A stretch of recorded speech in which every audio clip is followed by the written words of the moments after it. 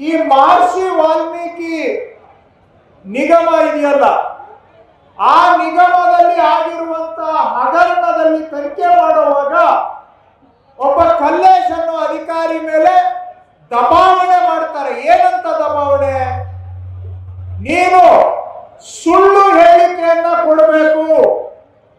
ಈ ಮಹರ್ಷಿ ವಾಲ್ಮೀಕಿ ಹಗರಣದಲ್ಲಿ ಮಾನ್ಯ ಸಿದ್ದರಾಮಯ್ಯ ಅವರು, ಡಿ ಕೆ ಶಿವಕುಮಾರ್ ಅವರದ್ದು ಪಾತ್ರ ಇದೆ ಅಂತ ಸುಳ್ಳು ಹೇಳಿಕೆಯನ್ನ ನೀನು ಕೊಡಬೇಕು. ಅವರನ್ನ ಇದರಲ್ಲಿ ತಪ್ಪು ಸಿಕ್ಕಿಸಬೇಕು.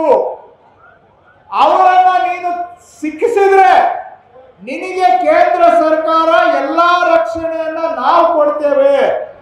ನೀವು ಸುಳ್ಳು ಹೇಳಿಕೆಯನ್ನ ಕೊಡ್ಲಿಲ್ಲ ಅಂತ ಹೇಳಿದ್ರೆ ನಿನಗೆ 7 ವರ್ಷ ಜೈಲಿಗೆ ಕಳಿಸ್ತೀವಿ ಅಂತೇಳಿ ಅವ್ರ ಮೇಲೆ ಒತ್ತಡ ತರ್ತಾರೆ.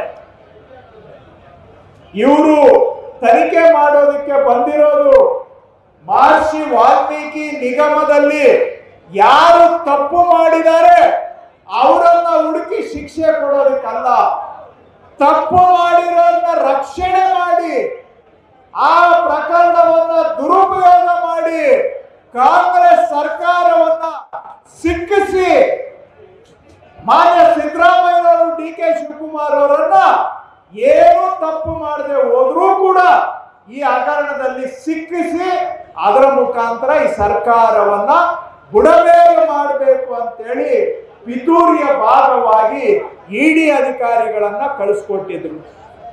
ಆದ್ರೆ ಆ ಕಲ್ಲೇಶ್ ಅನ್ನೋ ಅಧಿಕಾರಿ ಅವರ ಒತ್ತಡಕ್ಕೆ ಬಗ್ಗಲಿಲ್ಲ. 7 ವರ್ಷ ಜೈಲಿಗೆ ಕಳಿಸ್ತೀವಿ ಅಂತ ಹೇಳಿದ್ರು ಕೂಡ ಹೆದರಲಿಲ್ಲ ಅವನು. ಈ ತರ ಇಡಿ ಅಧಿಕಾರಿ, ಅವನು ಬನ್ಸಲ್ ಅನ್ನುವಂತ ವ್ಯಕ್ತಿ, ಇನ್ನೊಬ್ಬ ಕಣ್ಣನ್ ಅನ್ನುವಂತ ವ್ಯಕ್ತಿ ನನ್ನ ಮೇಲೆ ಸುಳ್ಳು ಹೇಳಿಕೆ ಕೊಡೋದಕ್ಕೆ ಒತ್ತಡ ಹಾಕಿದ್ದಾರೆ ಅಂತೇಳಿ ಅವನು ಇವತ್ತು ಪೊಲೀಸ್ ಸ್ಟೇಷನ್ ಅಲ್ಲಿ ಇಡಿ ಅಧಿಕಾರಿಗಳ ಮೇಲೆ ಕೇಸನ್ನ ದಾಖಲು ಮಾಡಿದ್ದಾನೆ. ಅದ್ರ ಮೇಲೆ ಈಗ ಕೋರ್ಟ್ ನಲ್ಲಿ ಕೇಸ್ ನಡೀತಾ ಇದೆ. ನಾನಿನ್ನ ಹೆಚ್ಚಿಗೆ ಹೇಳಲಿಕ್ಕೆ ಹೋಗೋದಿಲ್ಲ. ಆ ಮುಖಾಂತರ ಅಲ್ಲಿಗೆ ಉದ್ದೇಶ ಏನು ಅಂದ್ರೆ, ಏನೇ ಮಾಡಿ ಕಾಂಗ್ರೆಸ್ ಸರ್ಕಾರವನ್ನ ಸುಳ್ಳು ಕೇಸುಗಳಲ್ಲಿ ಸಿಕ್ಕಿಸಿ ಈ ಸರ್ಕಾರವನ್ನ ಕಿತ್ತಾಕೋದಕ್ಕೆ ಪಿತೂರಿಯ ಒಂದು ಭಾಗ.